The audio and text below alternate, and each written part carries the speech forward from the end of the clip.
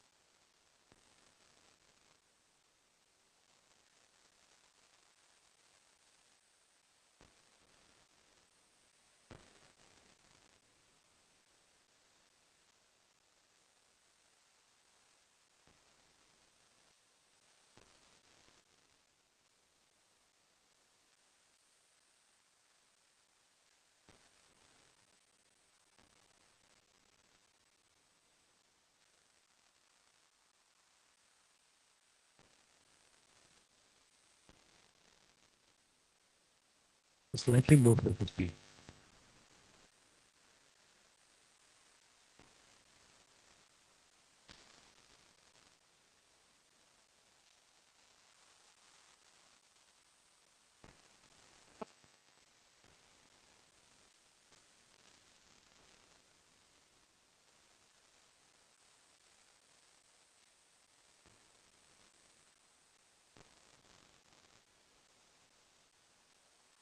They would focus on something.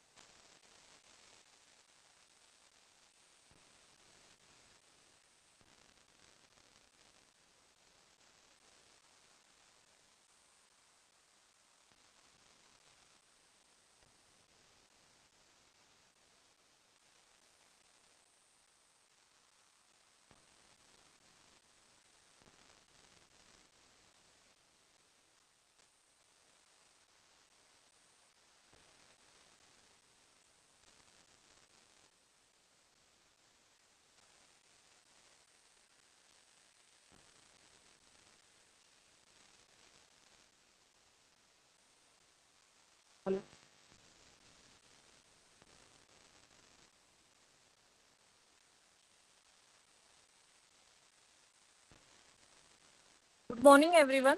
I, Kiran, and my colleague Vigyan, we welcome all of you at the 37th National Symposium on Plasma Science and Technology. We request all the dignitaries, Director IIT Jodhpur, Professor Santanu Chaudhary sir, Deputy Director IIT Jodhpur, Professor Sampat Raj Vadera sir, our guest of honor, Professor Bimla Bhuti ma'am, former senior professor PRL Ahmedabad and President Beauty Foundation. Guest of honor Professor Y.C. Saxena sir, former senior professor and advisor ITER India IPR Gandhinagar. Professor Avinash Khare sir, VC Sikkim University. Uh, Dr. Rama Subramaniam sir, PSSI Secretary, and Dr. Ramprakash sir, convener of Plasma 2020, to have a seat on the.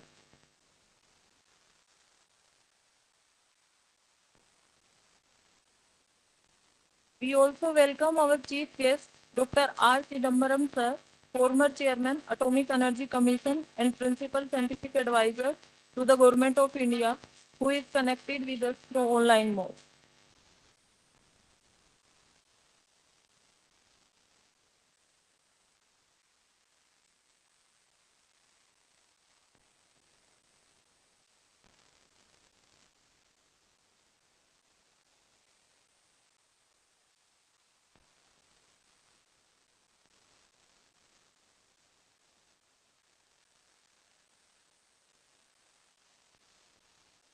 A fabulous sunny morning, and we welcome you all to the Plasma 2022 conference.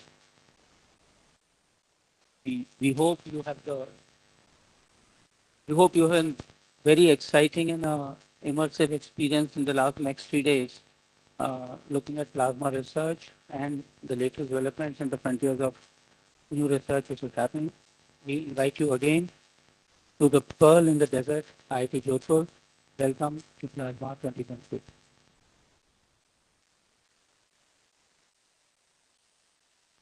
We request our director, Professor Santanu Chaudhary sir, to felicitate our guest of honor, Professor Y.C. Saxena sir.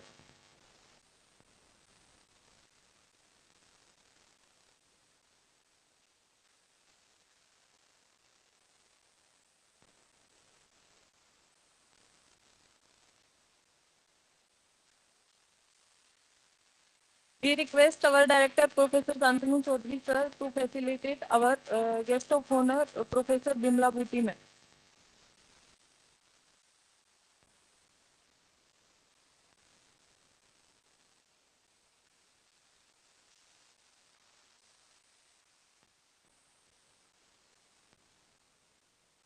We request our deputy director, sir, Professor Sampat Raj Vadera, to facilitate Professor Avinash Khare.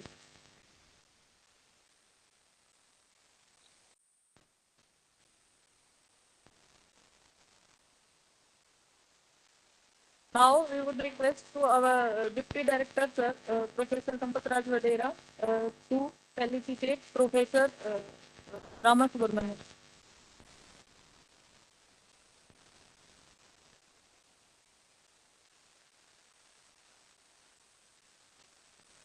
Now I request Dr. Rampaka sir to felicitate Professor Santanu sir and Professor Sampat Raj Vadera.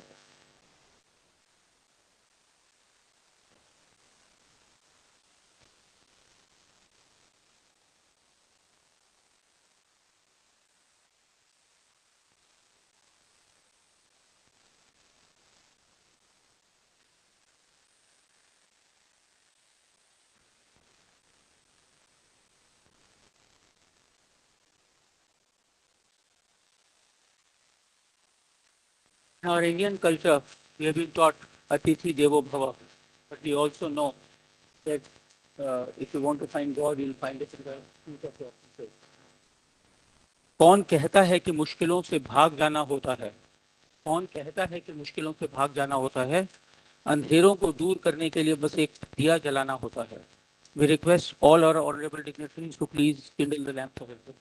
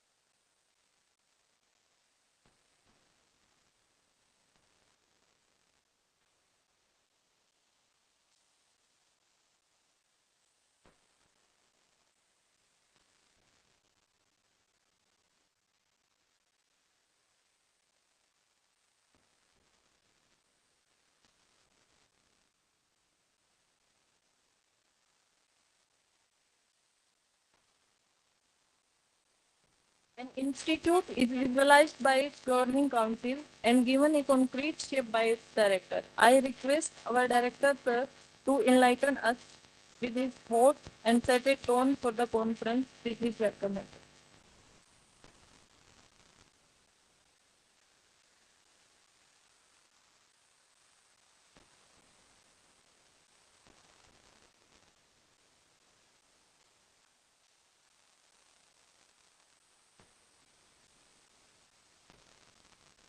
Good morning. Dear Professor Chidambaram, Professor Penna,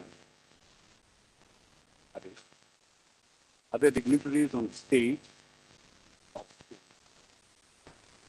delegates for this conference, the students at the college. On behalf of IIT Jodhpur and myself, let me welcome you to this conference on plasma technology, which IIT Jodhpur is very proud to host. And in fact, we are hosting this conference with a very short notice. In fact, Ram Prakash just came a few months back and saying that, can we have it at IIT Jodhpur? I said, fine, we can manage, we can definitely. And it's really nice to see a very decent gathering for this conference here. Plasma, the fourth state of matter, all of us know. What is very interesting, if you go back to a mythological story, that how we got fire from the Greek mythology. It says that Prometheus stolen the fire and presented to the mankind to lightning. And lightning is a form of plasma. And that's a very interesting way, if you look at how the mythical story tells about the fire reaching to mankind and via plasma. And fire actually has built the human civilization. And today we are going back again to plasma as the energy source or source of technology in the age of what we call electrified energy era. Because if you see the transition of the energy modality, actually fire was generated, that was a source of heat, which actually changed the civilization. And with that, we have exploited coal, petroleum. Then we are moving towards more of electrical power, and electrical power is generated from these resources like coal as well as petroleum and used it. But when we are looking at newer source of power, plasma turns out to be and one of the alternatives. In fact, the whole thermonuclear fusion, and that's a source of energy, and that clean energy actually is using the matter in the plasma state. The fusion is in plasma state. And therefore, plasma, from an energy source, a very important role. And also at the same time, it's very interesting, today's plasma applications, which are starting from even semiconductor manufacturing to nitrogen fixation, even carbon dioxide, that is carbon footprint reduction. So in all of these spaces, I think plasma technology is coming up. And the plenary talk today is on plasma first. And that's how the plasma as a technology is actually growing and becoming, it has grown through years, but today we are also looking at it with a different perspective when there's a challenge in humanity, when there are challenges of new technology emerging, exponential changes in technology. And what is the role of plasma in IIT group? I think we have got a pretty decent research group in plasma, and it's part of our physics department. And what is important to point out that we have just started a PhD program in physics, where we hope that plasma will be one of the specializations. And and another point I would like to stress upon the fact that we have an incubation center.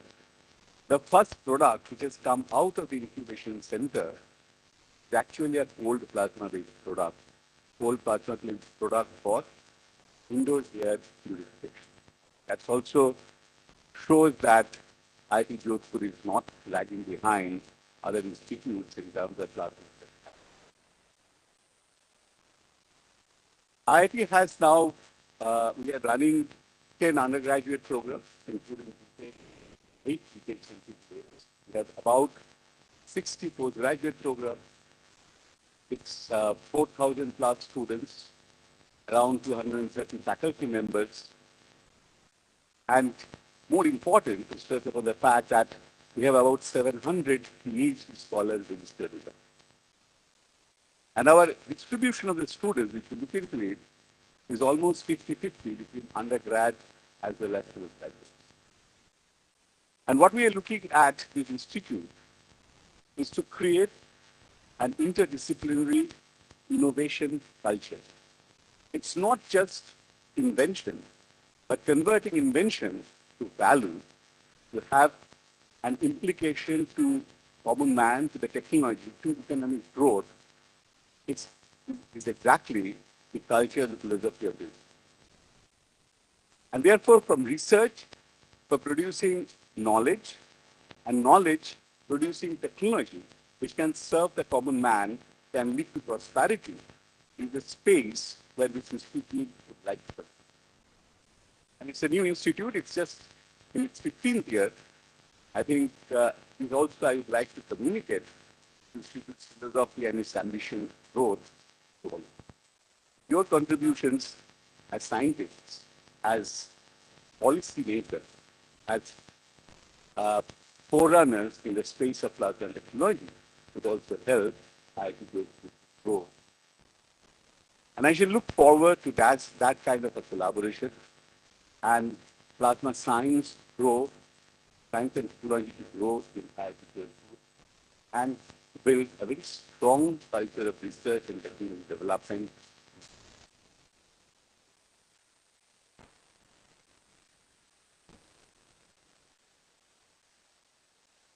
So much, sir. It's very encouraging to see what we are getting the support.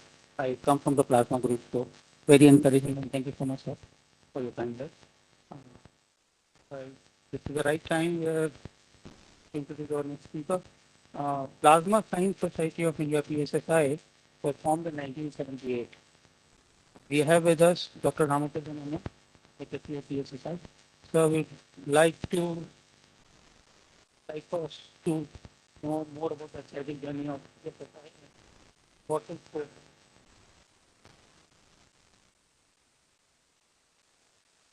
Good morning, everybody.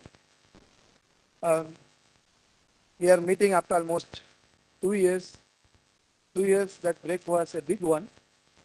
So when we started thinking about this plasma, in 2022, we were hesitant because we don't know whether people will actually come forward to have a physical meeting or not. There are a lot of uncertain times which we went through. So at that time, when we have to change the venue at last minute, then I still hesitant to ask. But Rampagas came forward and told, no, we can conduct it.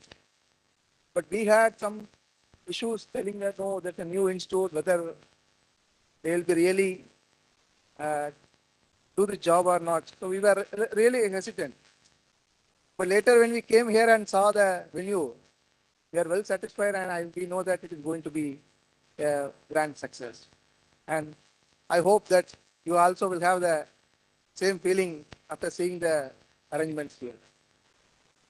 By the way, we didn't have that plasma scholars colloquium in the last 2 years, but probably we will restart all those activities now. So I would like to use this occasion to thank the host for arranging such a nice symposium in a very short period. So please join me to thank him. Thank you.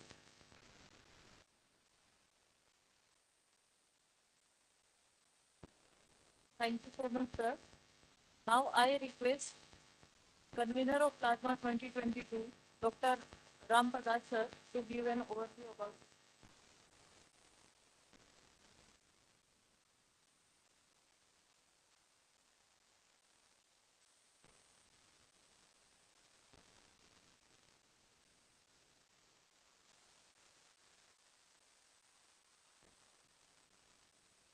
विज्ञानम यज्ञम तनुते कर्माणि तनुते च विज्ञानम देवाः सर्वे ब्रह्म देशम उपासते. Very good morning to the distinguished guests, renowned scientists, delegates, plasma scholars, colleagues, media personalities, ladies and gentlemen. I, on behalf of the organizing committee, express my sincere welcome to all of you in the Sun City of India and to this 37th National Symposium on Plasma Science and Technology, which is being organized by the Department of Physics, IIT Jodhpur, in association with Plasma Science Society of India. In fact, I would like to just go back in 3 months, just 3 months back, there was a call that this symposium was scheduled at Amritsar, but there was a call that we have to change the venue, and we were struggling for where we can host it and all. And you know, I was going through a very tough phase of my life, and I thought that it would be a nice to interact with all of you if I will engage myself in interacting with the community. Perhaps my some of that pain can be relieved.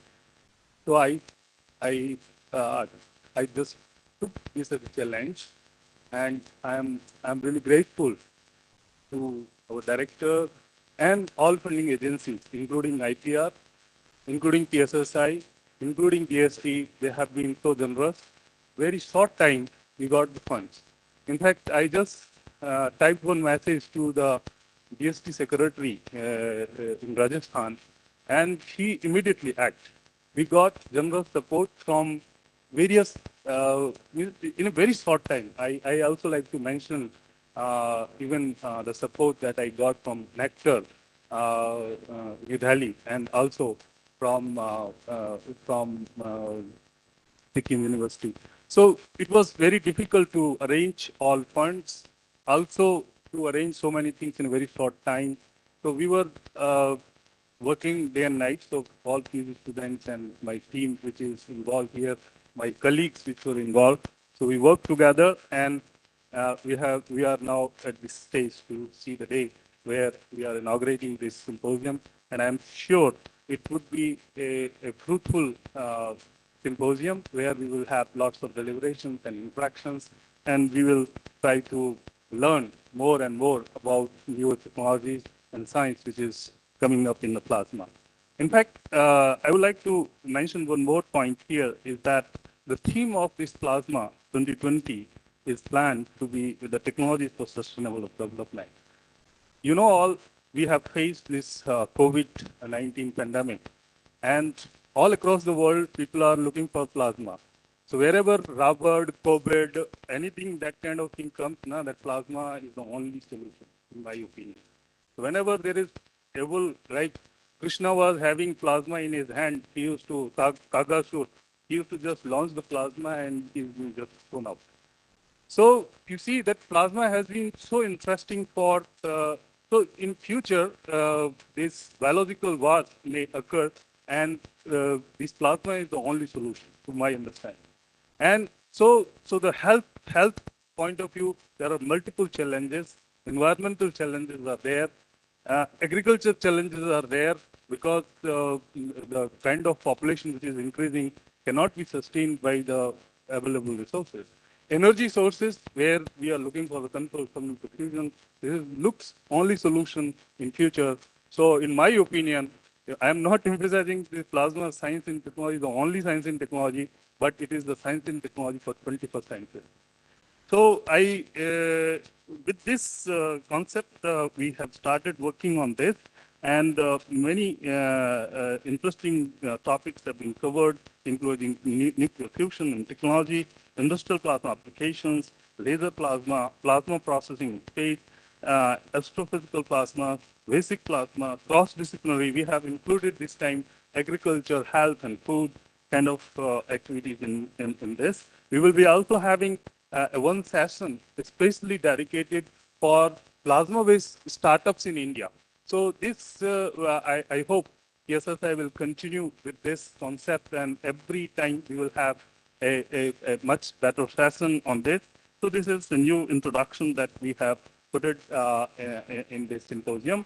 So there are overall 12 sessions in which there are 9 oral sessions and 3 poster sessions. Overall, there are around 490 presentations, including 1 keynote address, 1 plenary talk, 16 invited talks, 27 oral talks, 5 Woody Young Scientist Award presentations, 4 distinguished award presentations of PSSI, as well as 440 poster presentations.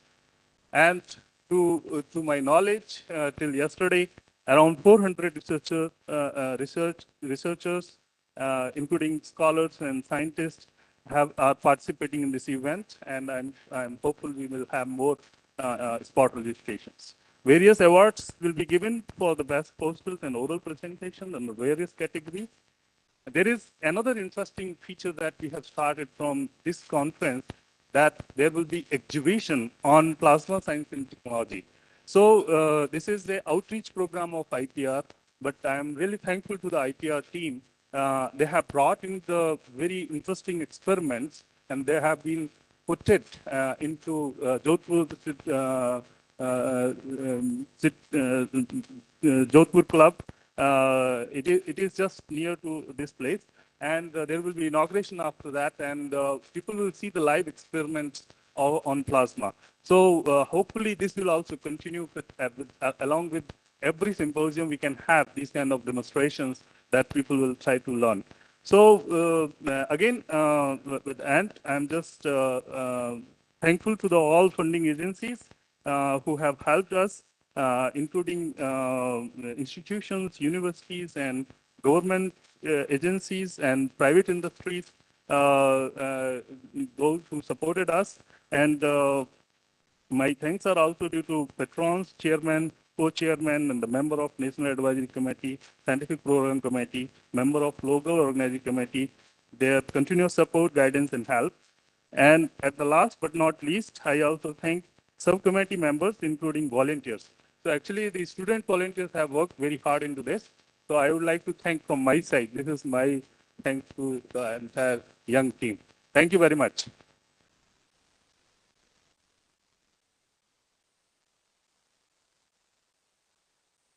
Sir, for taking us through the course of this meeting. I'm humbled by the opportunities we have, and I honestly think we all are blessed with the kind of speeches we are going to listen to in the next few minutes. The 4 speakers we have lined up. So I would like to introduce Professor Y.C. Saxena. Uh, completed his PhD in 1972 from Physical Research Laboratory, Ahmedabad. And since then, he has been very actively researching plasma sciences and technology. And anybody who knows plasma will know about tokamak. He, he was instrumental in designing and commissioning of Aditya tokamak.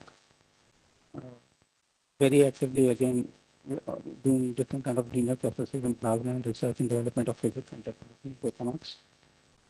Sir has also been actively involved in the ITER project, both at national and international level.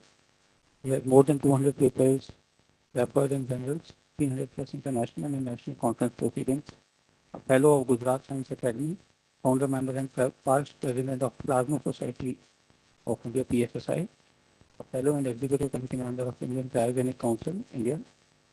Sir, we would like to welcome you to share your views with the audience.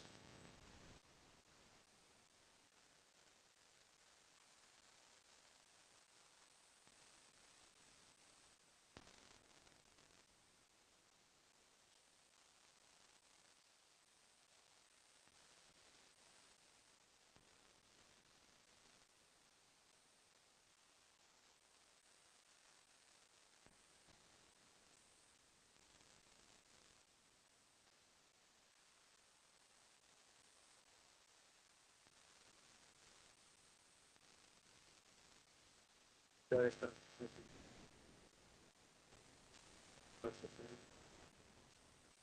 Yes, I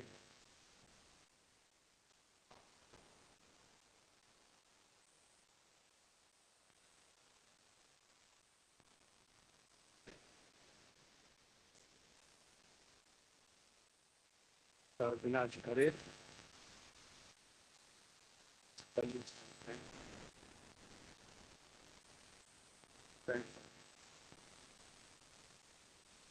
First of all, I'd like to thank organizers, the Tanvida,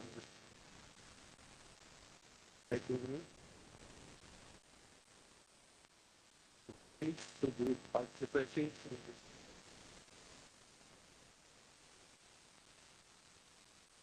The topic of this symposium, the theme topic, creating the sense for them to feel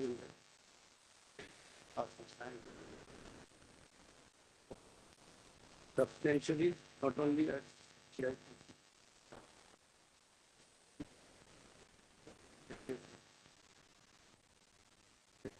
the IIT Jodhpur, sustained effort is ongoing. So, attempts have been taken, participating, and technology transfer. So that's a healthy sign for the growth of partner science. Other aspects of the plasma science society is the basic plasma, which is the backbone of all the plasma science activity. That how widespread, not only at India, but also at various institutions and colleges, for theoretical experimental work goes on. So the number of people pursuing theory and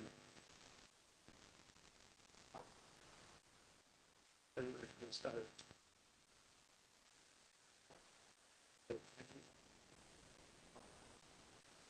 Into the experiment that will give a very ideal combination of the research, which contributes and very successful. One such example, which is already taking place, is at IIT Jammu.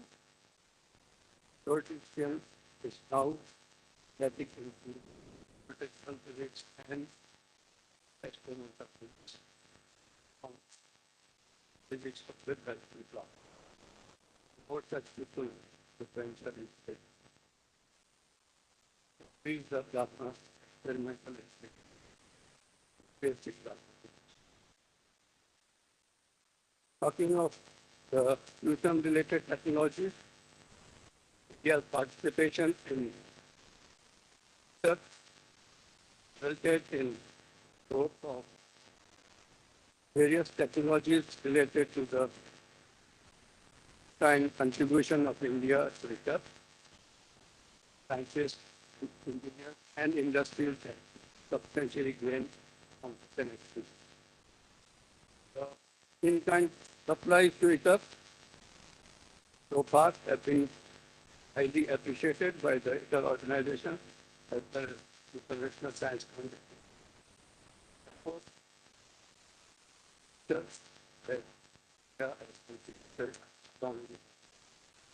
Besides the technology related to ITER contribution, already additional activities in the technology area is ongoing.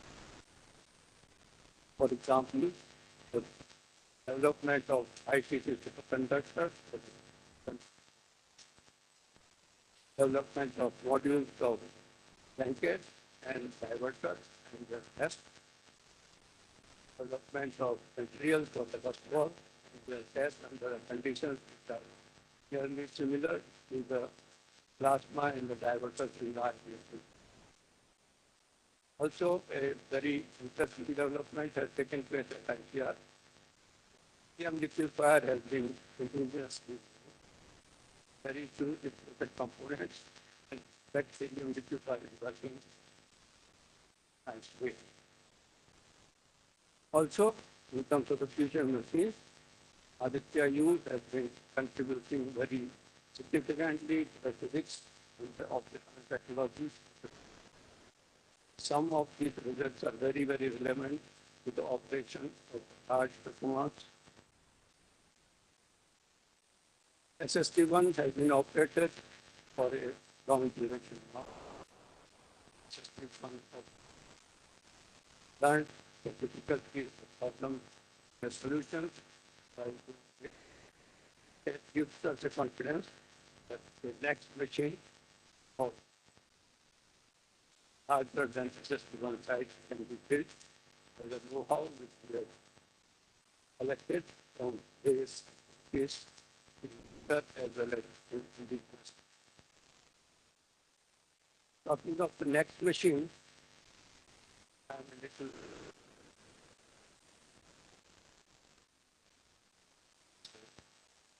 unhappy that we have not so far taken a step to build the next machine.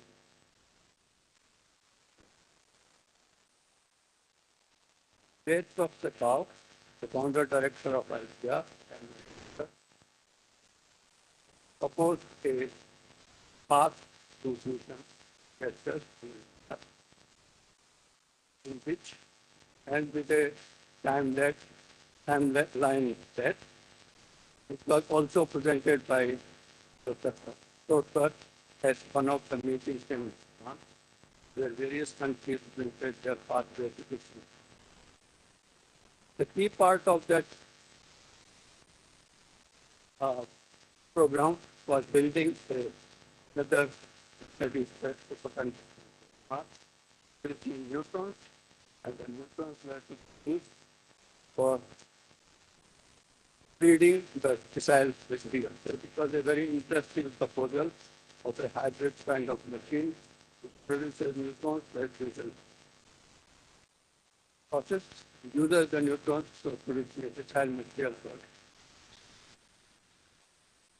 SST-2 was the name given, and my ex-colleague and the Dr.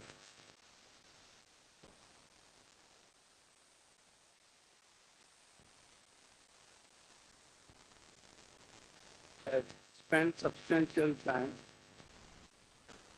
planning the fish. Unfortunately, SST-2 has not given the light of the projection of the timeline has not. Results are not very well. Just not good.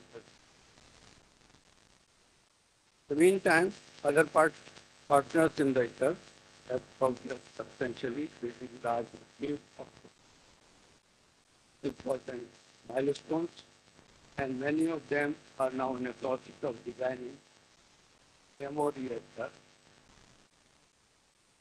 in parallel to the efforts they have to do. I will not be surprised that in the next few years, at least 2 to 3 of them will start developing a demo reactor, even though operation of net power production by ITER. So it looks like India is left behind in this area. And at any stage of time, there are things of harnessing sufficient power that they take up game, fast take up game, so that you can win the lost ground. Otherwise, fusion technology neutralizes reality, either it has to import the technology or it has to go without. The import may not be very easy at that time, and perhaps. So time is still not lost, and perhaps time to start rethinking some additional efforts.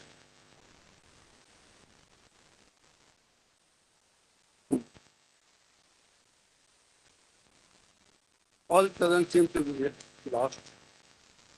Since there is some good news coming, good news comes from a presentation made by Director IPR one of the Carol's notes of thought, where he said that he proposed to build spherical tokamak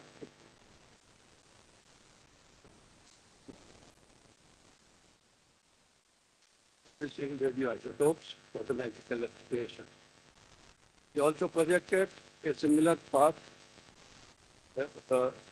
similar to the one which was projected earlier by Professor Paul, which includes, after the spherical tokamak, using a machine optical size.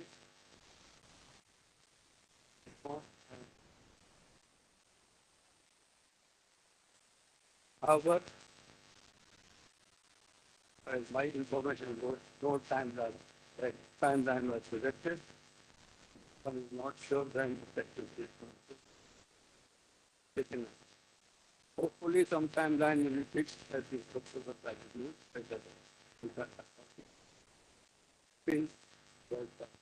Such design and construction, spherical shopping marks are very good, so that knowledge, the technology we have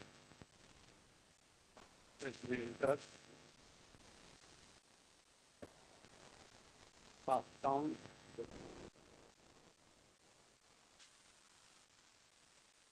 for scientists.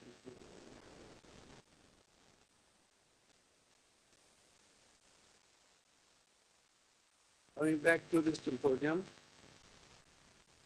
I'm looking forward to the presentation by Dr. Avinash Parekh.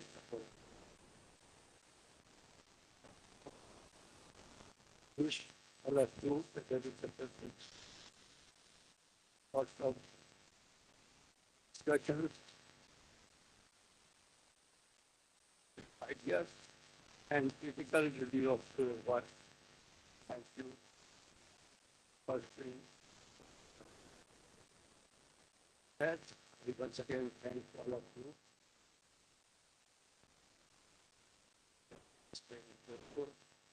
Much speech. Thank you very much for starting to the also famous for many tourist attractions.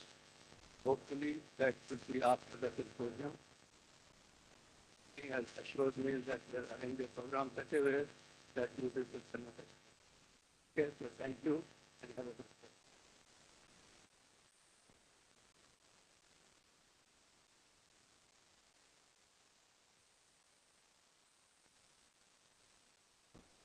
Thank you so much for the visit, sir.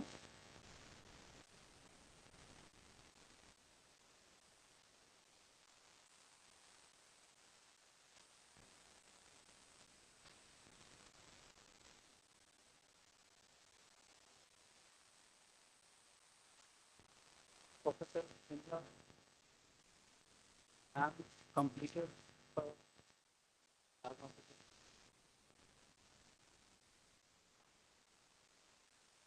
first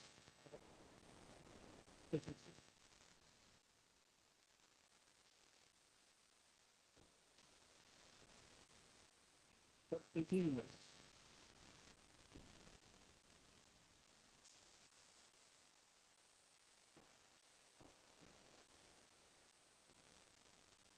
In nominal health and humanity, Booty Foundation has been working in cancer research, education, and scholarship for plasma sector as well. And with all those kind of things, and of course, we continue to do these efforts.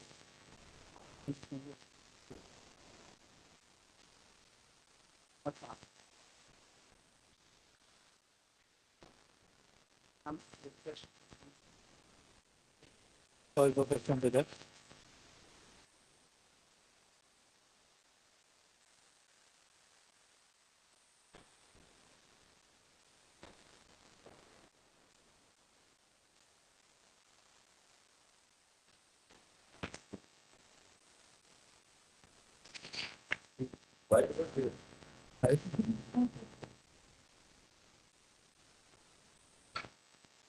Good morning.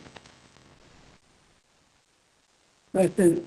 Chidambaram, whom I was hoping to see him physically here, but unfortunately he couldn't join us. Anyway, I still feel as if he is with us on the dark. That's it. Sorry, director, and all the other dignitaries on the dark.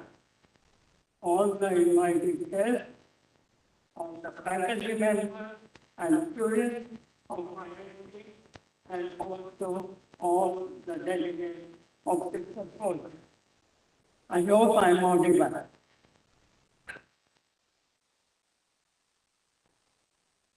It is indeed an honor and a privilege for me to be here with all of you this morning to give you my thoughts about PSFR. I thought the best I could do in the few minutes that I have at my disposal, I could give you the historical background of PSSI, for which many of you, the youngsters, may not be aware. In fact, many of you probably were not even born when PSSI was born. It was late in 1970 when I was at PLI. We realized that there are very few institutes in the country where this subject is being pursued.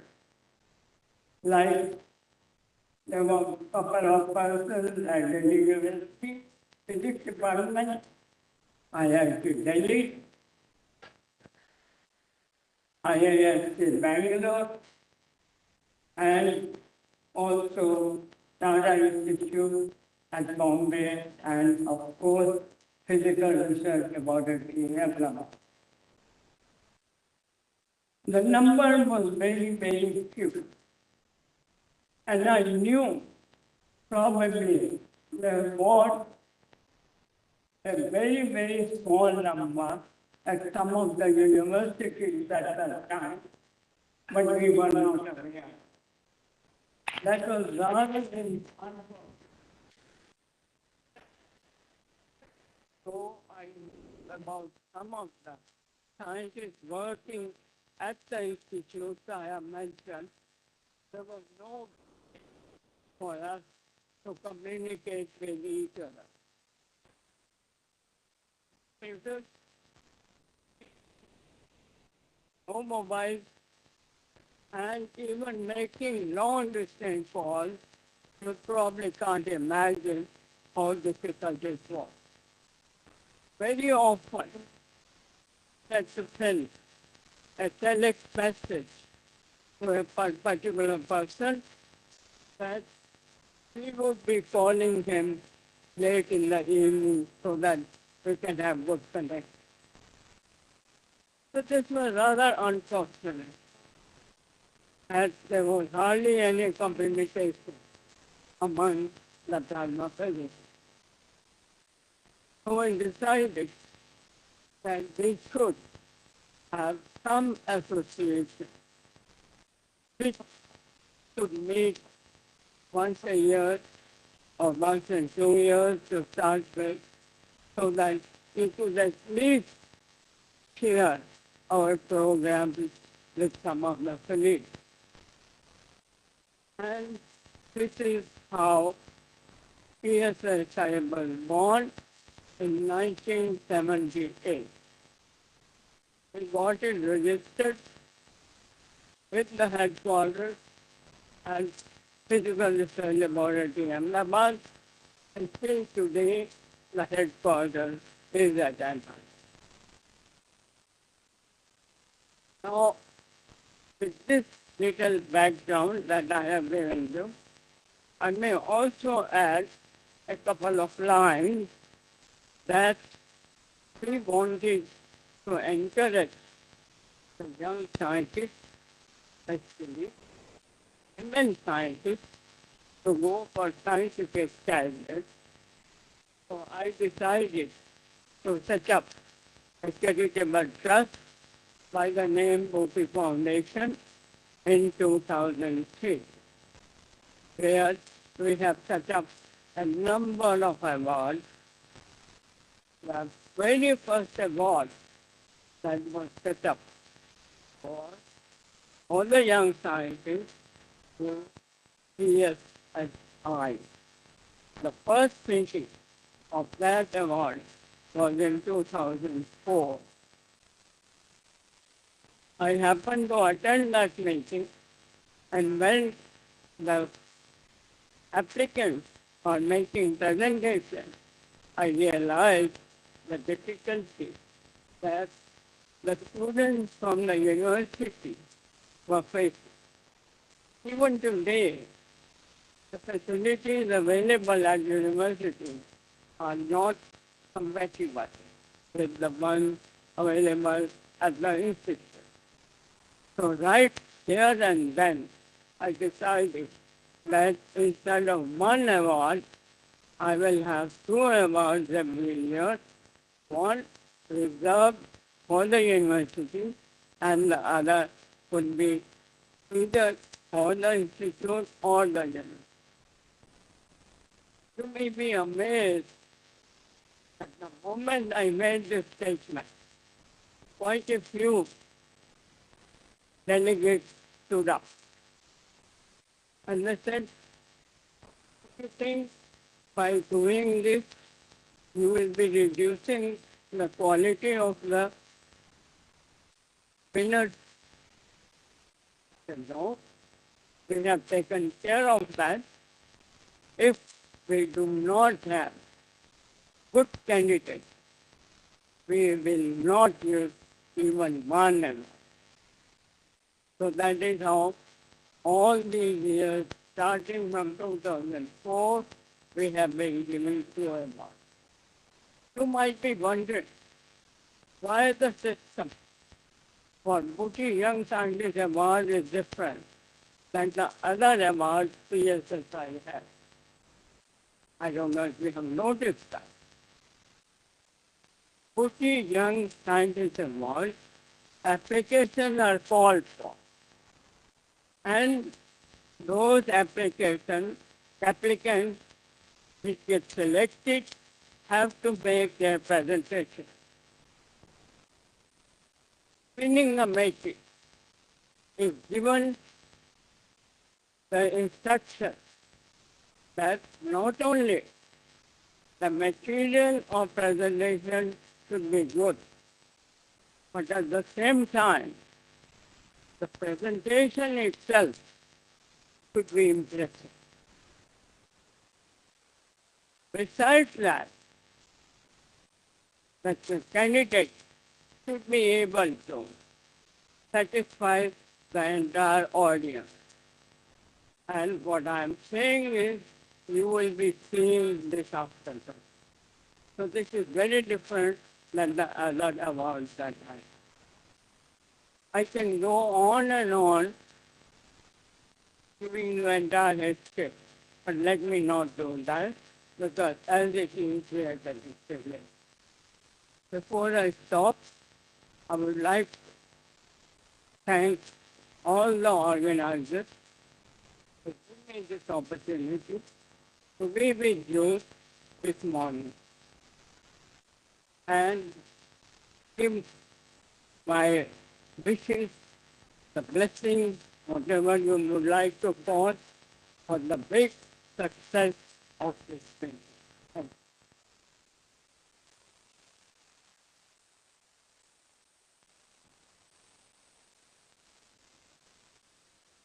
Thank you so much, ma'am, for such an inspiring talk. We request all the VPs to reveal abstract booklets representing novel research.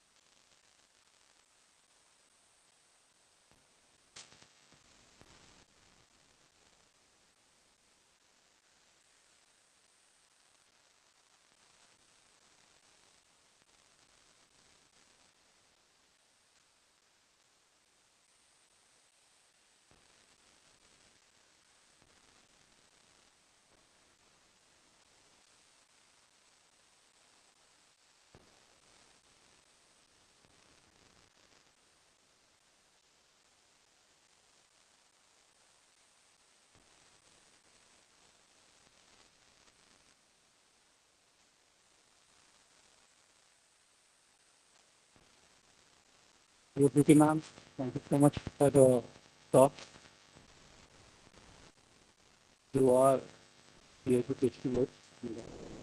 I would love to have you go on and on, but thank you so much for the talk.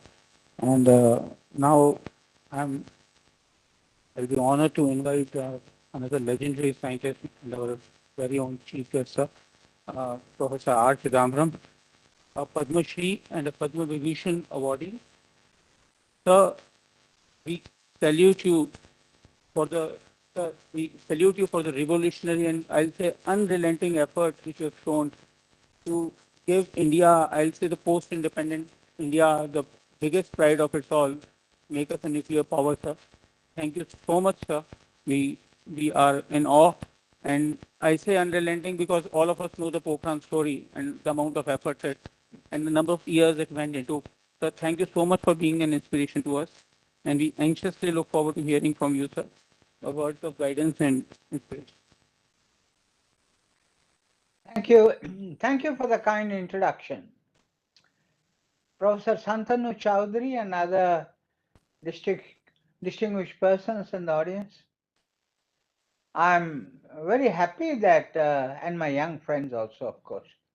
I'm very happy that Professor Santanu Chowdhury and his colleagues have arranged this meeting at IIT Jodhpur on plasma science and technology, which is a multidisciplinary subject covering not only physics and electrical engineering, but which also has applications in many other fields ranging from bio-waste incineration to nuclear fusion.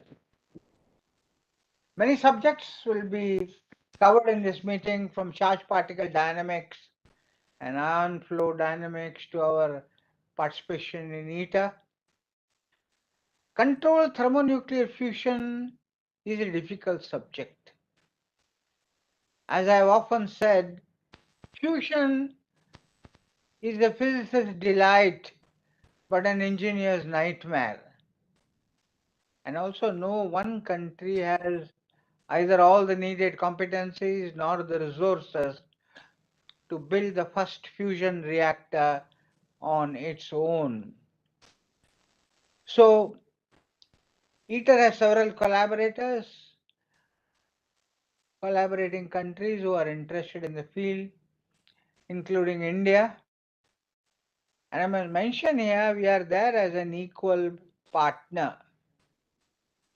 I coined this phrase equal partner when I was chairing the board of governors of the International Atomic Energy Agency. And in that meeting, we were discussing technical cooperation. And one of the delegates from one of the so-called developed countries said that these countries are suffering from donor fatigue. They thought of the whole cooperation as a donor-recipient kind of relationship. And that is when I said, hereafter, India should go for international collaboration only on an equal partner basis.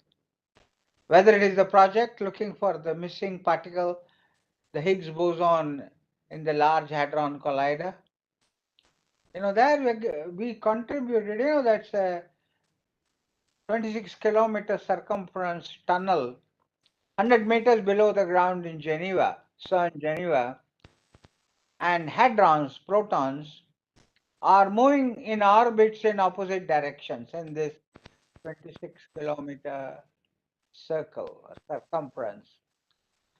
Charged particle bent by dipole magnets, but focused by corrector magnets, sextupole, decapole, and octupole magnets.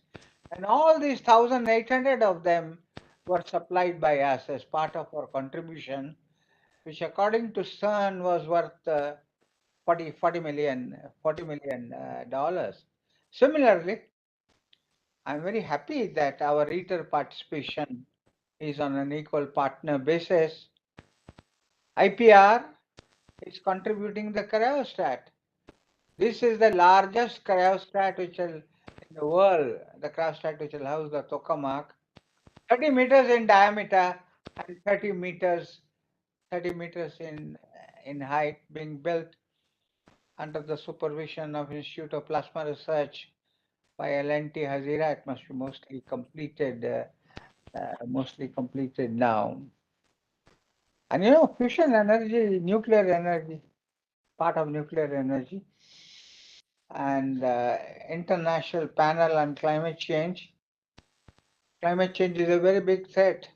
Carbon dioxide emissions, greenhouse gases go and settle upstairs and trap the infrared radiation is trying to leave the earth, and that is what leads to global warming. And at one time we were trying to set the limit. Already 1 degree global warming has taken place.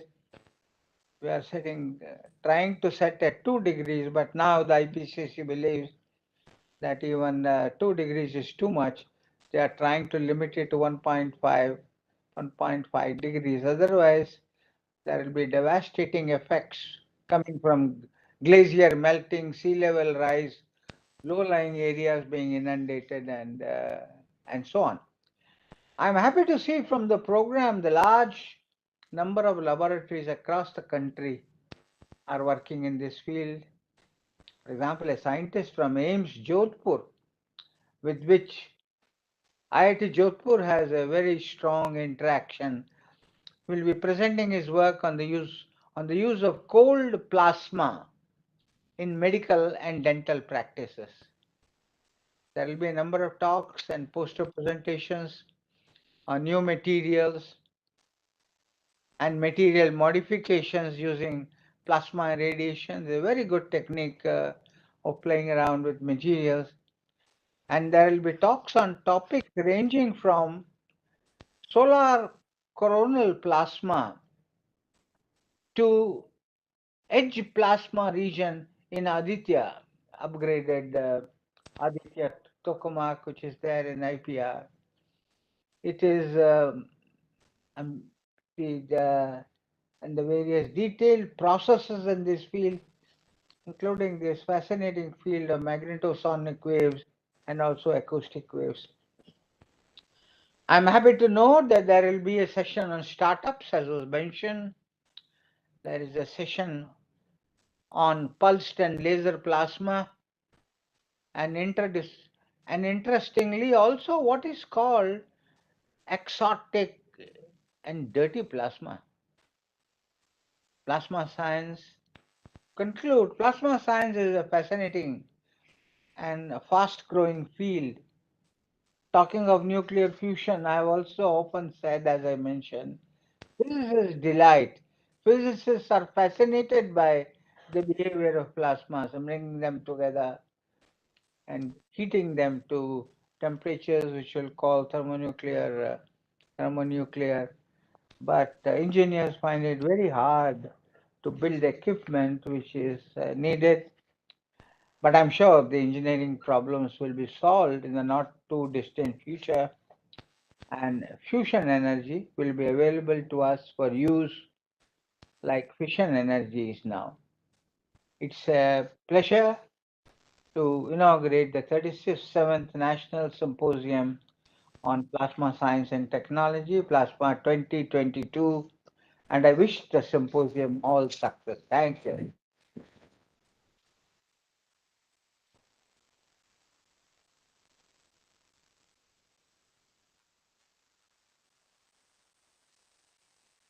Thank you, sir, for such an eye-opening talk.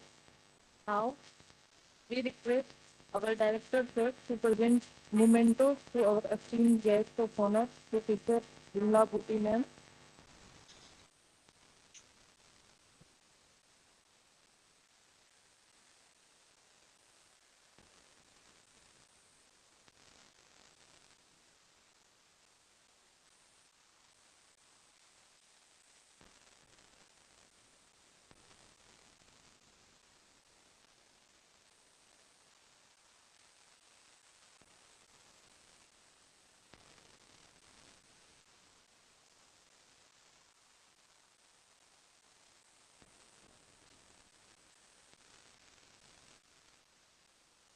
We request Director Sir to present memento to Professor Y.C. Saxena.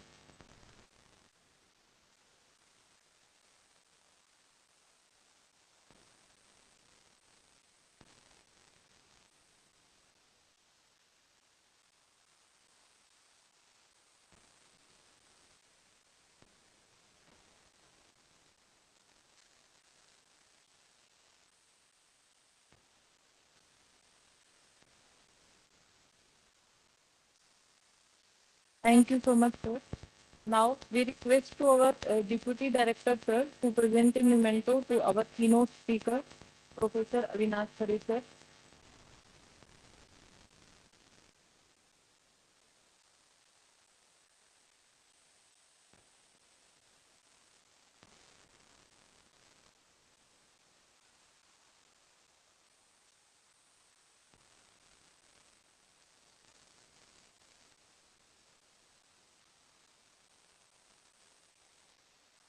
Okay. Now, I request our Deputy Director, sir, to present the memento to BFSI Secretary, Dr. Ramaswamy.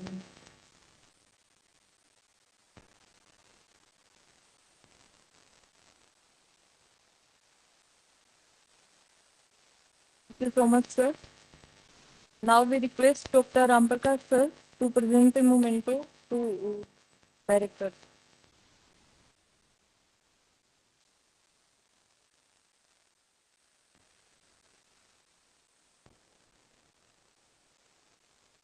So, I request Dr. Ramprakash, sir.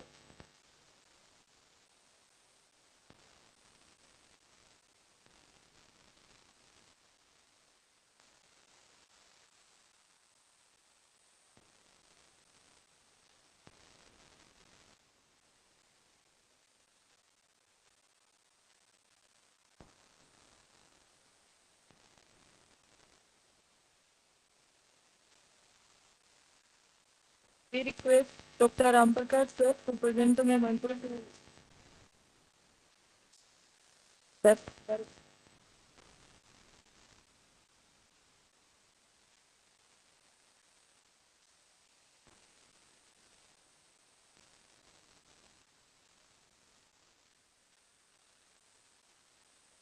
We request Dr. Ramprakash, sir, to present the memento to our Deputy Director.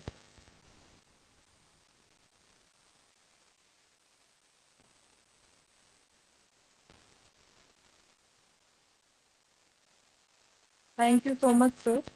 Now we would like to invite our Deputy Director, sir, to give a vote of.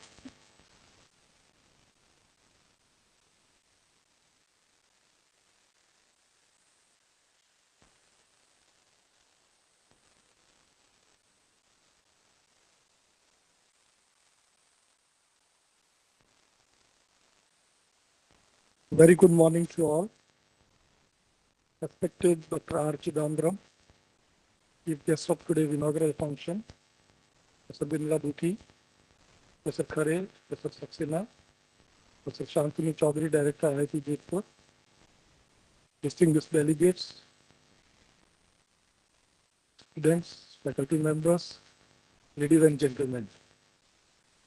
It's a privilege and honor for me to offer a formal vote of thanks this momentous occasion of 37th National Symposium on Plasma Science and Technology, is Plasma 2022.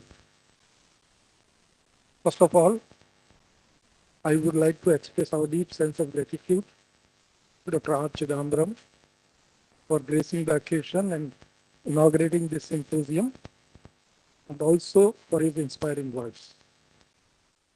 We are also thankful to Professor Binla Duti for enlightening us with the efforts that is made by her and also the Duti Awards she was talking about. We are thankful to Professor Saxena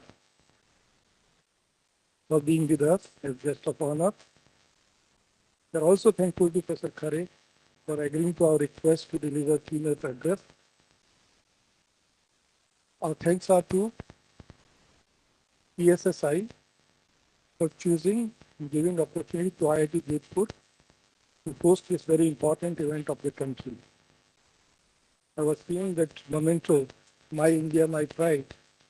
That's what we are seeing here, My India, My Pride, with all the people present here in this 37th National Symposium.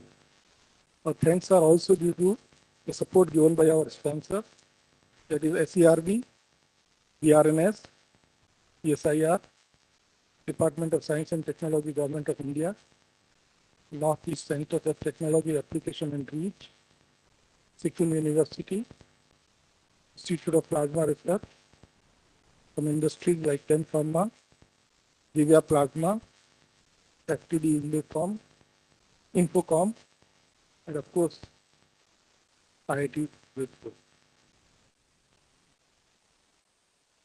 We're also thankful to the institutes across the country for sponsoring the delegates. Also thankful to the delegates from across the country, they have come here. We are thankful to the members of the advisory committee for providing the guidance in the steering this entire program, planning out the things. Thank you to the scientific program committee for making a wonderful program. As was mentioned by our chief guest also. We are eager to hear all our speakers. We are thankful to the vast organizing committee because this symposium is at very high magnitude, big magnitude, and lots of faculty members, students, staff members, and other volunteers. They have put their huge efforts. I would like to, request the audience to give a big hand to all of them, because this has been a very short time, and in this short time, organizing this kind of event is very, very momentous task. Various officers of IIT Jodhpur, we are thankful to them. We are thankful to the various distinguished invited speakers who have agreed to give invited talks in this particular symposium. Finally, one wish I have got, and I would be happy to collaborate with the people who can talk about plasma for stealth application. This is again one of the very, very important applications of plasma, and Russia has done a lot of work on this in this particular area. Finally, then I wish that this symposium is going to be highly fruitful. We'll have a lot of deliberation with a lot of new collaboration, new ideas, and number of tangible outcomes also. I wish all the success for the symposium. Wish you great time ahead. Thank you. Jai Hind.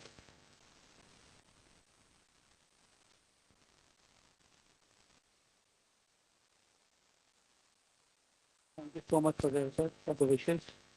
We hope we can perform a few wishes. Now I request everybody to please stand up for the national anthem.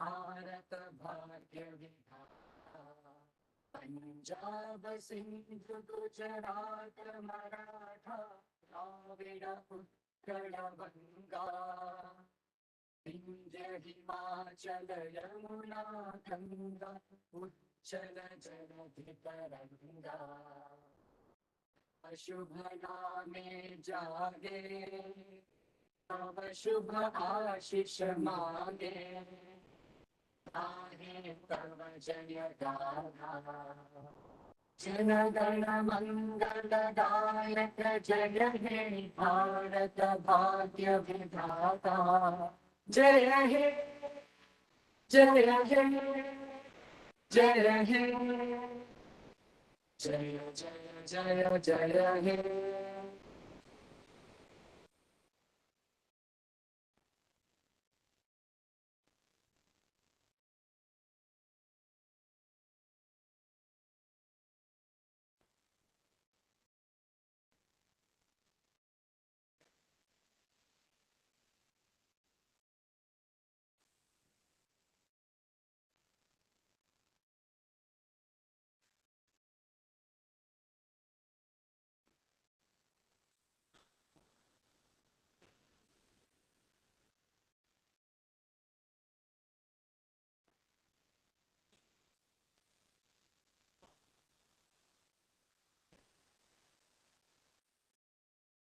The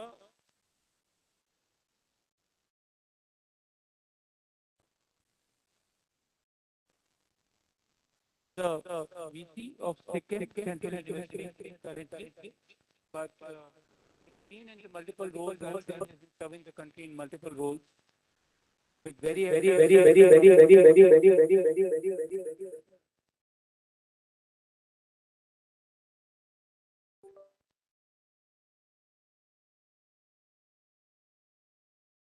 gives me a pleasure to invite the sir for the keynote speaker. It's a very interesting topic for me in particular. It's the use of plasma technology for sustainable development of the planet. I think we need to think more of 200 years, 500 years down the lane. And plasma sir will be sharing some of his thoughts on the same. So I invite you to give your keynote lecture, please.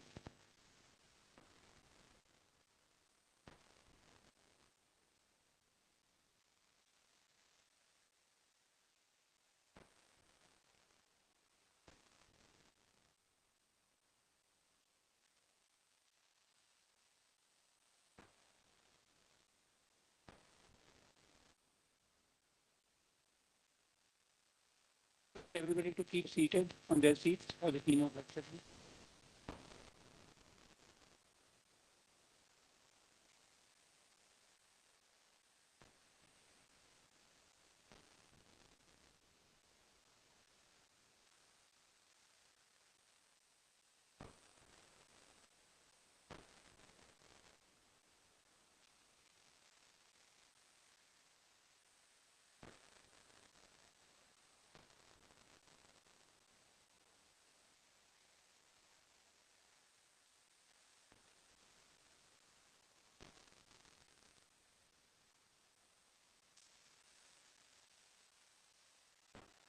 Good morning to all of you.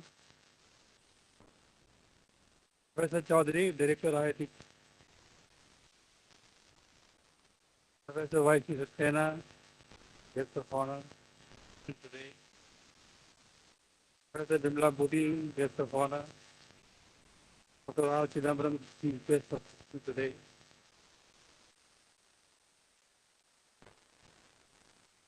Professor Vadera, Deputy Director IIT, Bharat, Jodhpur. All the participants of the symposium. I'm very happy to be here in this conference, the conference is being organized by Ram Prakash. And I wanted to thank Professor Chaudhary and Ram Prakash both for organizing this symposium. It's been really, I've been looking forward to this symposium for a very long time. For 2-3 years, because of COVID, we didn't have the symposium. And we were missing, I was missing a lot. We were not interacting with our colleagues, ideas, many thoughts, could not exchange with them. And therefore it was very sickening to not interact with our colleagues. Therefore it's a great relief that after 2 years, Ram Prakash have organized this conference here. If I can say, it's like a family, get together. There are 4 or 5 generations of plasma physicists here, starting from OTG, the first generation of the plasma physicists. Venkat is the second generation. Mine is the third, and there are 4 or 5 generations after me. So it's like a big family get together and get together, we discuss, talking together, we discuss ideas. And to be very refreshing, intellectually very appealing. So thank you, Dr. Chaudhary and Ram Prakash and IIT Jodhpur, all of you for organizing this conference. Great relief on COVID. The topic of my talk today is plasma technology for sustainable development. I'm grateful to the organizing committee for having me talk on this very interesting subject, plasma technology subject. My talk is going to be short, 30 minutes. In the symposium, I see a lot of talks on here. So I'm going to show you a trailer of what plasma technology is all about. And the details, I'm sure, will be covered in the talks in the symposium. My talk will be for about 30 minutes.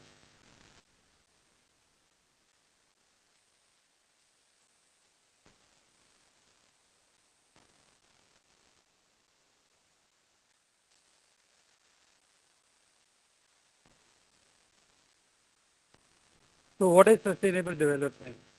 It's not a casual term. Normally you have development and then you say, okay, sustainable development. It's not a very casual term. It's a very definite term. It has a very definite connotation. It has a very definite meaning. This word was first coined by Bratland in 1987 when this whole push, whole idea of sustainable development started. And it has a very different, very definite meaning. So what is the meaning of sustainable development? According to Bratland report, he wrote a report in 1987. Sustainable development is development that meets the needs of present generations without compromising ability of future generations to meet their own needs. So if we use all the resources ourselves and don't leave anything for our generations who are coming after us, that will not be sustainable development. So to put it in simple word, it means development without compromising natural resources and ecosystems because they will be used by generations after us. So we have to take that into account. And when you take that into account in your development program, that is called sustainable development. It's a very definite term.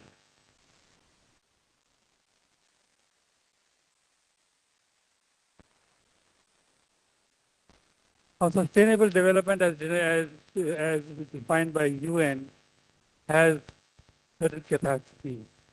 So the system should have, a country or the system should have some capacity to attain sustainable development.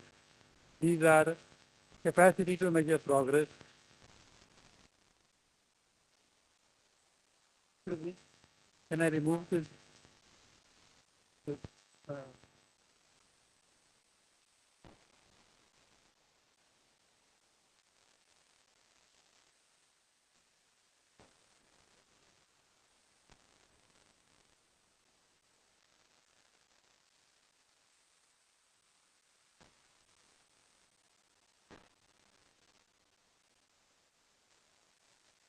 what is capacity? Collaborative.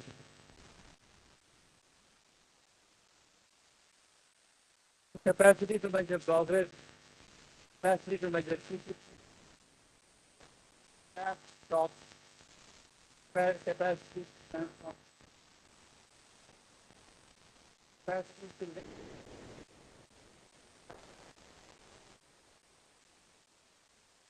to have the capacity to the system.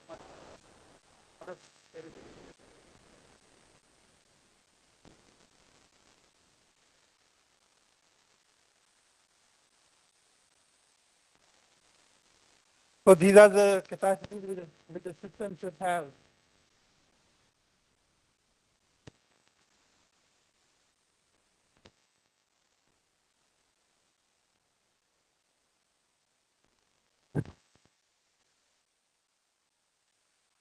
So these are the capacities which the system should have in order to achieve sustainable development.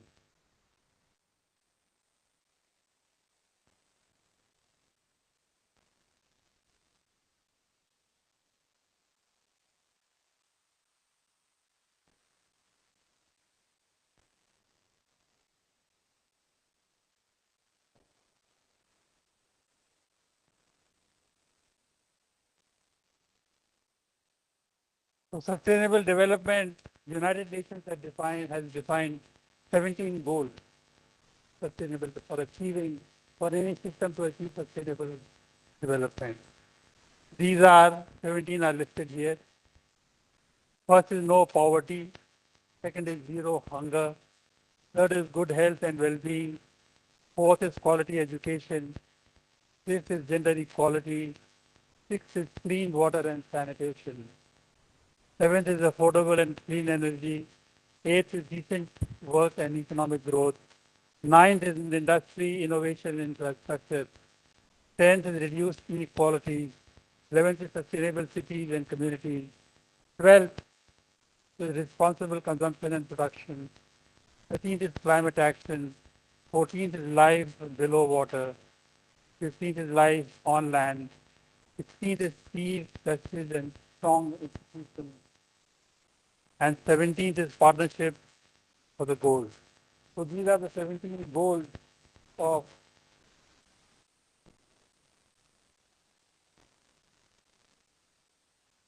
these are 17 goals of sustainable development. Now this is a very interesting slide here in which on the x-axis is ecological footprint, how much damage you are doing to the environment. And on the y-axis is human development index. So for the threshold, so it goes from point 2 to point, it goes from point 2 to 1, the development index. And threshold for high human development, for good development, for a developed country, should have point 8, should be above point 8. So point 8 is that horizontal line, threshold for high human development. And then parallel to the y-axis, there's a line, red line, which says Earth's biocapacity. So how much Earth can tolerate? The footprint, on the x-axis footprint is the damage which you cause to the ecosystem, and how much damage can be acceptable. So that red line denotes that around 0.2, around 2.0 something.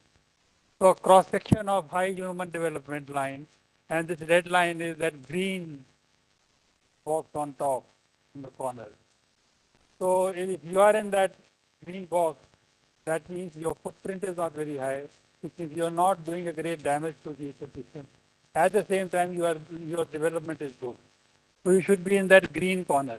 But look at all these triangles and all various squares which represent various nations. And all of them are away from this. They are not in that box, which means that they are not doing sustainable development. They are causing harm, they are causing damage to the ecosystem. And look at USA. USA is leading here, right in the end. USA is a dead spot. So USA is causing maximum damage to the ecosystem with a very large footprint. Of course, it is highly developed. It is up on the up in the corner, but at the same time, the footprint is for 9 or something. So it's maximum maximum damage is being caused by very developed states. So very awakening slide that you develop, but you are developing without responsibility. You are developing without worrying about the generation to come. So this is an example of unsustainable development. Keep on emitting without worrying about anything. This is another example of unsustainable development. Kachra, waste generation by various waste generation on the per capita. You see here again US, Canada, Alaska, Greenland, some countries in Europe, Australia, they are all leading in waste generation. Other country, India is not, in India is somewhere from 0.5 to 0.99. So it is not that high, but US and Canada and Australia are leading countries in waste production and waste generation. Now, plasma technology is a means of sustainable development. It has been seen for some time that plasma-based technologies can provide a relatively clean, low carbon footprint free route to sustainable development. And that is what I'm going to show in the talk today. So in 21st century, plasma technologies will play a dominant role in our life. And they would be in plasma medicine, plasma technology and processing, plasma propulsion and heat exploration, plasma structure, and last year energy generation like fusion and hybrid. So plasma medicine, there will be many, I've seen there many aspects and talks, the symposium. They'll elaborate more on what I'm going to simply show in brief, plasma technology. Plasmas have been used for some time, so plasma medicine and healthcare. Plasma have been used for some time in sterilization in plants and blood coagulation due to their bacterial properties and easy access to small pores in patients. So plasma can access small pores in spaces which are not possible by normal plasma medicine and the instruments which are available, and therefore there's an advantage there in using plasma. And the workhorse for the plasma medicine is CAP, is like cold atmospheric plasma. So cold means 40 degrees. So in recent years, cold atmospheric plasma have been produced which can be applied on skin and tissues without damage. Normally plasma discharges are very warm, very hot, high temperatures, but here you can generate plasma discharge at a temperature of 40 degrees centigrade. It is very low, and you can tolerate this, you can put it on skin and tissue without damaging it. And this opens up new possibilities, like rapid contact sterilization which can access small pores and openings, new drug delivery possibilities at molecular level, new biomedical effects due to plasma ions and electrons. So difference between lasers and plasma is that where in lasers we use photons, which are chemically neutral because their chemical potential is zero. On the other hand, plasma has electrons and ions which have a finite chemical potential, therefore they are chemically very, and sometimes they can cause very benign effects, very advantageous effects. That's the advantage of using plasma ions and electrons over lasers.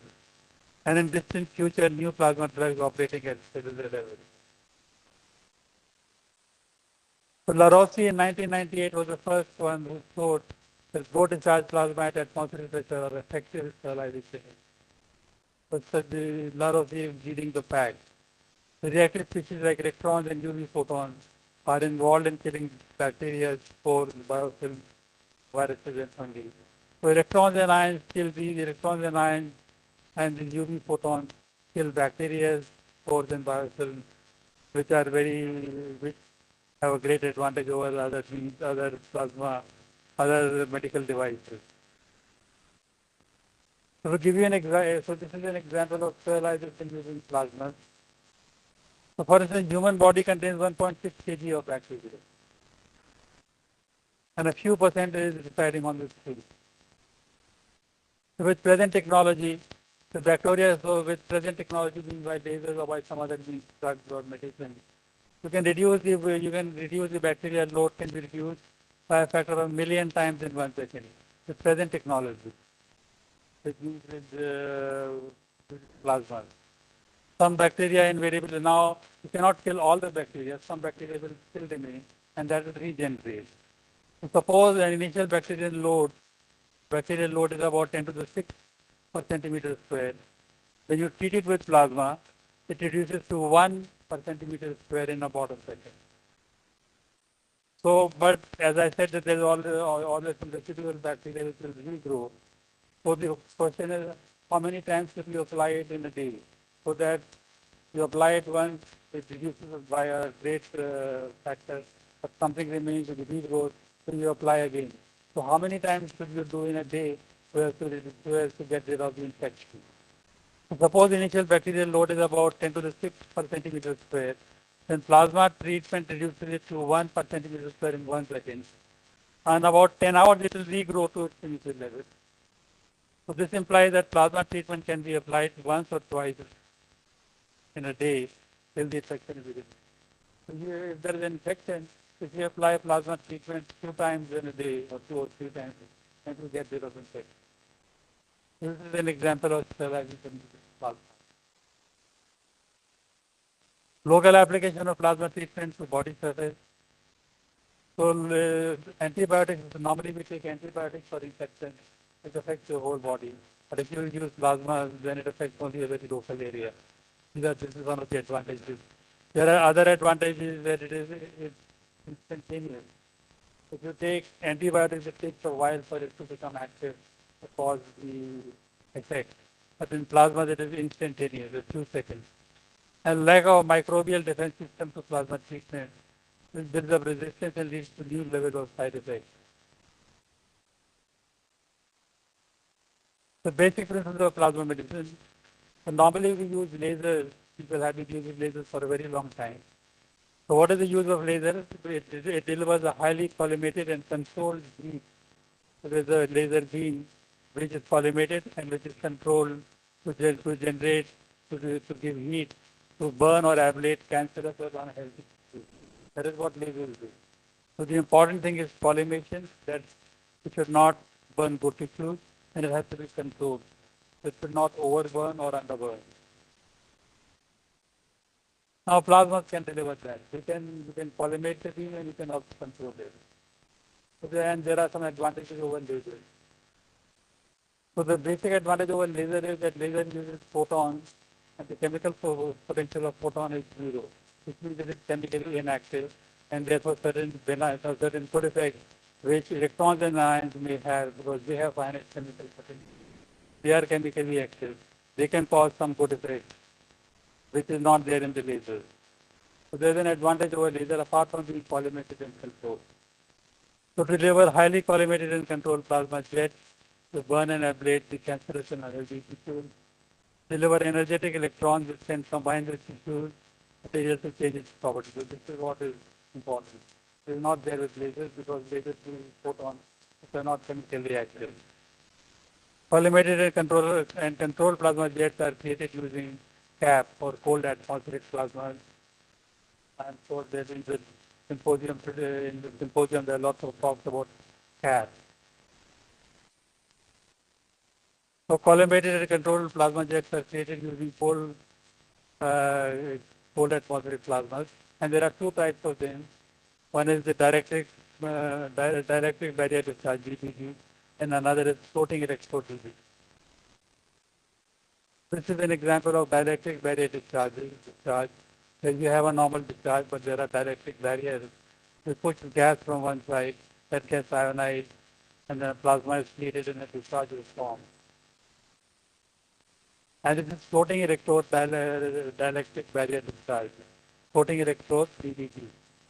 And here the amazing thing is that again a discharge is created. There is a cathode here which is metal and the floating electrode is human. So there is a discharge between the electrode and a filter or a human tissue. It's amazing. I never thought of this. You can put your finger and so on one side is the electrode and another side is finger and there is a discharge between them. Amazing. Then there's a photograph here. You see here there's a floating electrode DBD, insulated electrode down. Above there is a finger, there is somebody's finger, and there is a discharge stuck between them. And plasma temperature is about 300 Celsius. This is an example of plasma needle. So like you have laser needle, you can create a plasma needle also. Again by LaRossi et al. You have a device where you actually use push gas from one side, which gets ionized. It is accelerated, and a fine beam, a fine needle is formed, which can do things, which can do wonders. Using these discharge, various types of plasma jet sources can be produced. Jet sources have advantage that they can be used on rough surfaces over milli to micro scale. Disadvantages limit size. Plasma torches have much wider area, 25 centimeters square. DBD also covers large treatment areas and can be used for different applications. So these are some examples of various kinds of devices can create using plasma DBD, plasma torches, plasma needles, scalpel, pencils, all kinds of things for various kinds of applications. But I have shown some applications here. So there is some growth on lip, and you can use a plasma needle to ablate it. And again, you can see on the figure on the left top that there is a plasma needle which is focused on the human hand. And then here there is a plasma needle which is focused on the dental area. There's a talk on plasma medicine for wound healing. The plasma wound healing effect is obtained. The plasma can also heal wounds. Plasma wound healing effect is obtained through a reduction of bacterial load count on the wound surface, and in some cases with the enhancement of physical stages in the wound healing cascade. So it reduces the bacterial count. You discharge, potential or whatever the instrument which we have, and it reduces the bacterial load. Reactive oxygen and nitrogen species produced by the plasma are mainly responsible for the bactericidal effect. Plasma processing parameters affect the production of reactive species, and an optimal treatment regime needs to be identified in order to obtain the highest bactericidal effect. So this is a gas plasma workstation. This is a sterilization instrument. Medical instrumentation can be sterilized through a hydrogen peroxide gas plasma process with sterate and because this is some kind of a commercial device which has been produced. It uses hydrogen peroxide gas for sterilization. Treatment using plasma for hospital hygiene for effective control of resistant bacteria. It can also be used for sterilization of public buildings, children nurseries, nursing on large scale. Antifungal treatment, plasma treatment can be used for fungal infections and shown to treat at least for dental care. Plasma can penetrate, specifically advantage it can penetrate over small openings between tooth and gum, hence is ideally suited for dental care and periodontal care. Skin disease. Skin diseases are related to bacterial load and fungal infections, and hence they can be reduced with plasma treatment, as been shown in plasma trials.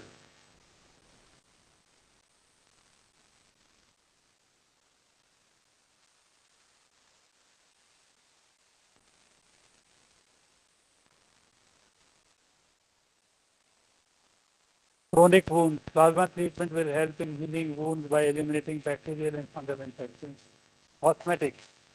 Plasma treatment, nitrogen plasma can rejuvenate and restructure tissue growth and hence can be used for cosmetics. Again, an advantage over lasers because plasma is chemically active.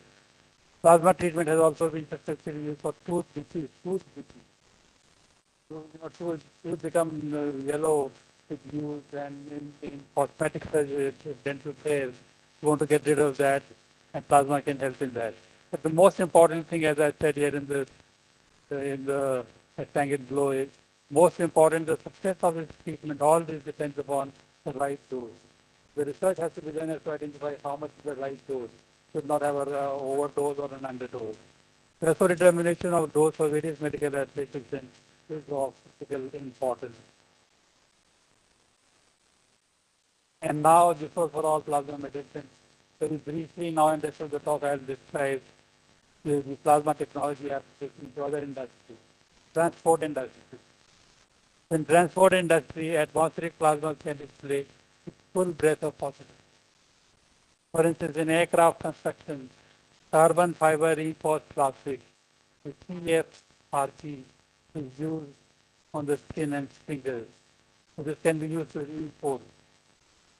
Plasma pre-treatment improves the hardness and stability of CFRP, which is carbon fiber in, sorry, carbon fiber in reinforced plastic. It can be, the plasma treatment can improve the hardness and the stability of CFRP components. It can be used in manufacturing of aircraft. Transport industry.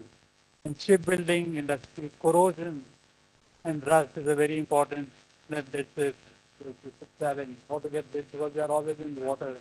So they are always there is a rust and there is corrosion. How to get rid of that? Plasma treatment can help in that.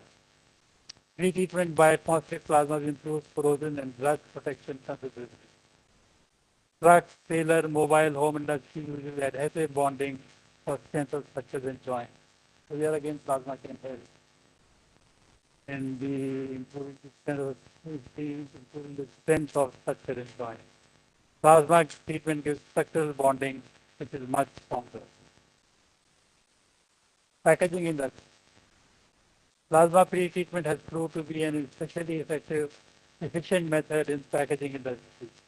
Excluding plasma plastic film, printing and bonding of non-polar materials such as polypropylene and recycled materials. Open air plasma is a key technology for cost-effective and environmentally responsible manufacturing.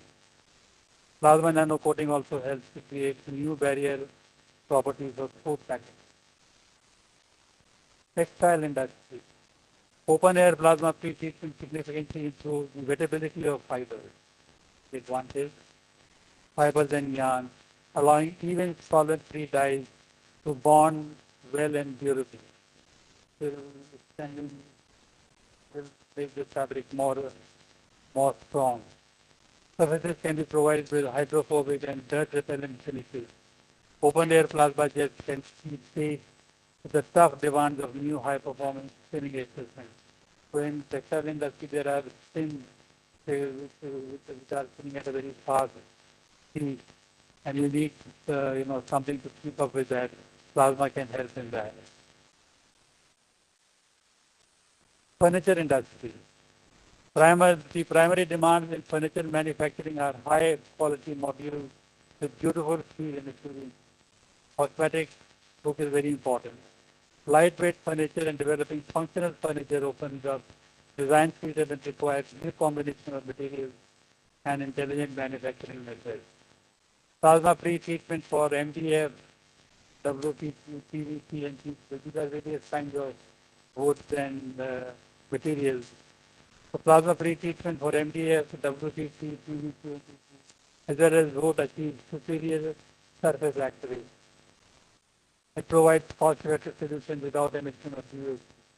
This is a harmful emission which comes from paint, and plasma can reduce that as well.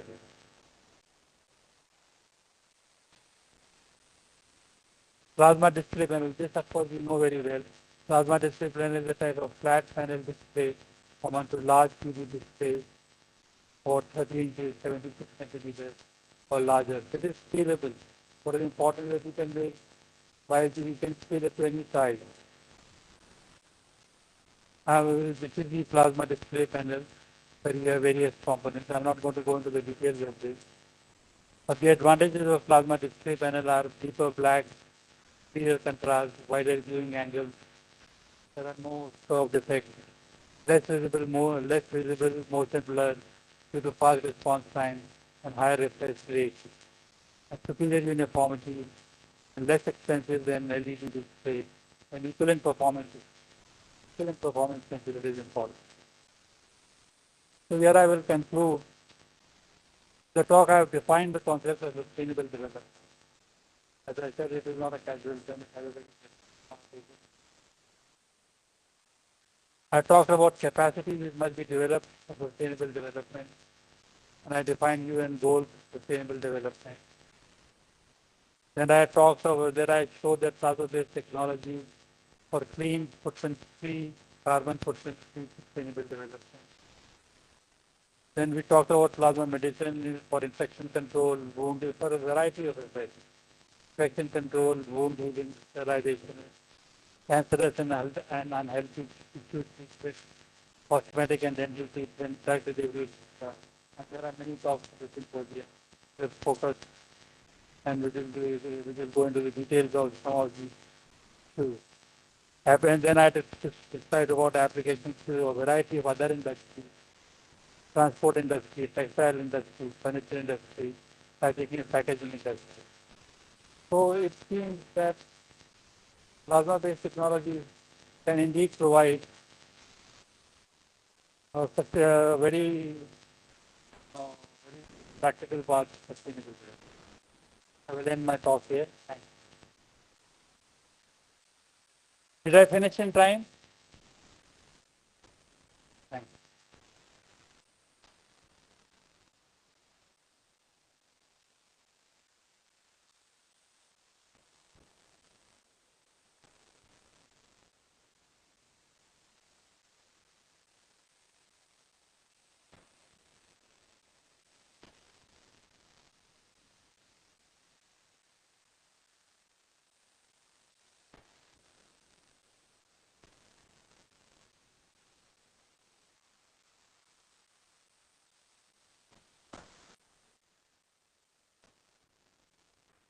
Thank you so much, sir, for the wonderful talk, and we hope we can perform better. I saw China is doing better than us in sustainability.